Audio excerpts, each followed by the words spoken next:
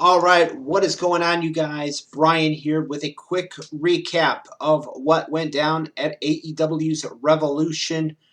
Revolution just came to a close, and overall, the show was decent. Couple of surprises. Um, Titles basically remained with the championship, with the champions.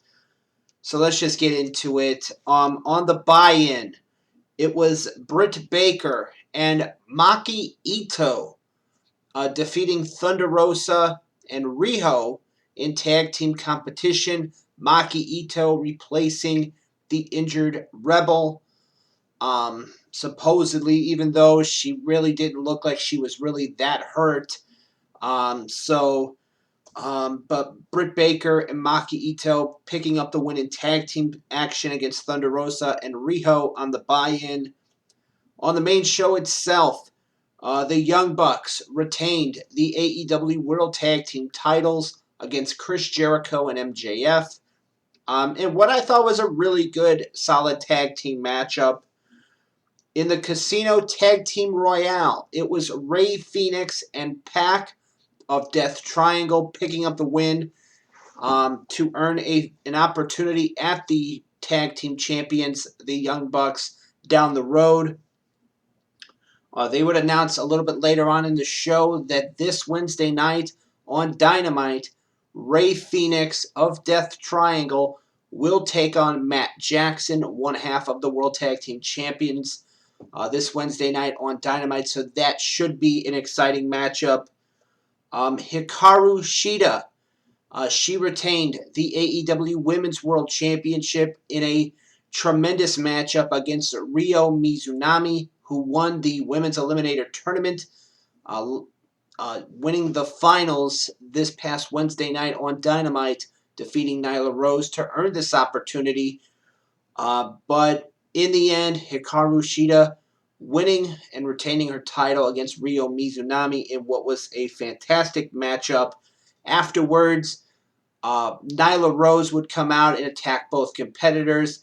Then here comes Britt Baker. Here comes Maki Ito to attack as well. Thunder Rosa would make the save. And because of this Wednesday night on Dynamite in a 6-woman tag, it is going to be Hikaru Shida teaming up with Thunder Rosa and Ryo Mizunami to take on Dr. Britt Baker, DMD, Maki Ito, and Rebel in a 6-woman tag. And when they announced this, I thought to myself, wait a minute.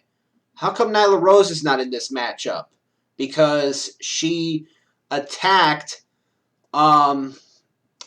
she was the first one that attacked both Mizunami and Shida. So how is Rebel in this matchup? I don't know, but that is going to be the 6-woman tag. Rebel, Dr. Britt Baker, and Maki Ito taking on Hikaru Shida, the AEW Women's World Champion, Ryo Mizunami, and Thunder Rosa this Wednesday night on Dynamite. Miro and Kip Sabian, they defeated Orange Cassidy and Chuck Taylor after getting the jump start on them during an interview that they were having, that being Cassidy and Taylor. Miro and Sabian attacked them, and it was just, that was the beginning of the end. Then we had an Inner Circle interview backstage where they announced that this Wednesday night on Dynamite, they're going to have the Inner Circle War Council, where they're going to be making some changes to the group. What does that mean? We will have to wait and see Wednesday night on Dynamite. Hangman Adam Page defeated Matt Hardy in the big money match. That means that Hangman Adam Page will get all of Matt Hardy's wages for and earnings for the first quarter of 2021. Then in the face of the Revolution ladder match, it was Scorpio Sky picking up the win, defeating Max Caster, Lance Archer, Penta El Zero Miedo, Cody Rhodes, and the debuting All Ego Ethan Page. Ethan Page, of course, a former Impact World Tag Team Champion when he was a part of Impact Wrestling. and now he is All Elite as Ethan Page made his debut in this Face of the Revolution ladder match at Revolution tonight. Then we had the reveal, and no disrespect to the guy that debuted, but this was very disappointing. As Christian Cage made his AEW debut tonight, signing the contract to become officially a part of All Elite Wrestling. I know on social media there was a lot of people saying that this was very disappointing. That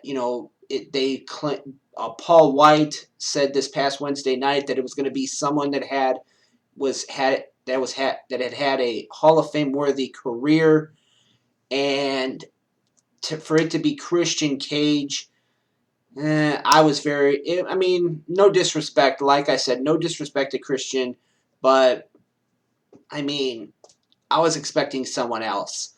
But at least he got to use he has a mix of his old TNA theme. So that's something to say, to be happy about. Then we had Sting and Darby Allin defeating Brian Cage and Ricky Starks in the street fight. That was basically they had said that reportedly was taped in advance.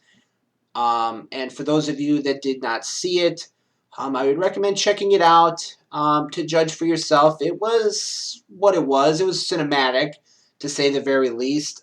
They did battle in this looked like to be like an old factory warehouse type building, and there was a lot of action in this one. Sting picked up the win over Ricky Starks to win for his team. So that was pretty much it for that. Then in the main event, it was Kenny Omega with the help of the Good Brothers retaining his AEW World Championship over Jon Moxley in an exploding barbed wire death match.